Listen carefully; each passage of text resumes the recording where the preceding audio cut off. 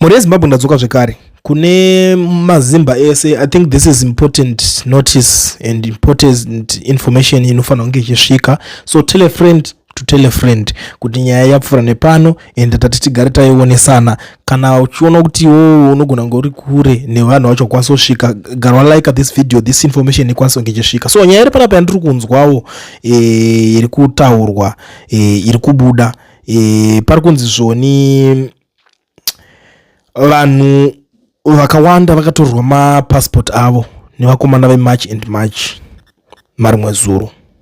Handiti mbonzwisisa mapassport ari kunzi akatorwa akaita se akabvarurwa. So guys, nyaya yatikuda kutaura panapa toda kuonesana ndeyekudai. So ukasangana nevanhu ivava vanga veMarch for March, usavabuditsire passport.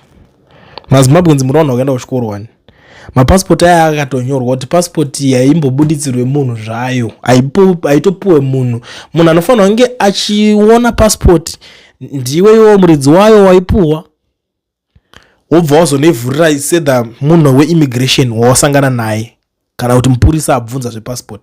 Munhu weMarch for March haagoni kutoziva kuti madays acho anonyorwa pai, kana even ungaone permit yacho yakanyorwa pai. Unenge waita loss yemahara, uchabvarurwa passport yako mahara. The next thing wakusangana nevamwe wachakwanisa kuzviprove, ndanga ndinayo but yabvarurwa, ndanga ndinayo but uchazodii mangwana. So please, this is very important. Musabuditsire munhu weMarch and March asi mupurisa. Munhu anobuditsirwa passport mupurisa chete. Vanhu vaiva yangoriwo marombe vari kungotenderera vachiita zvavari kuita zvengovhundudzira vanhu zvavo zvavanenge vachiita. Mapolitics ari kuitwa emuno. Saka ukada kupinda zvepolitics izvozvi zvacho, kana uda kuzozvidaira, kana uda kuzonzi good boy, ndoziva kuti vazhinji venyu muri magood boy hysteric. Ugood boy kana ugood girl hwako huchakukwadzisa. Siyanai nekubuditsa mapassport enyu. Kana uchinge une passport yako hairatidzwe munhu ba, inoratidzwa mupurisa. Ameno how many times should I repeat? Shoko udza naye ngazvifambe ikoko. Ukaita zvekutamba uchazogara usina, ende uchagara uchimhanyiswa nemapurisa, ende uchazobatwa zviri shuwa, ende uchadhipoterwa mahara, ende uchaita loss futi, ende uchazonounganidza mari yeuchaziva kuti uchada kuenda unotora imwe, uchada kuwana iri $170, and after that $170 uchada kuzoita mari yekuti zvinhu zvako zvizofamba mushe pabhodha pacho zvichakunetsa futi. Uchada mari dzematransport, wakudzokera unokuchidzokera uchinzi hauna. So please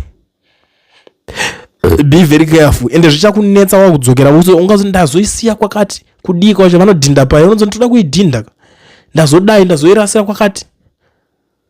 How are you going to prove that?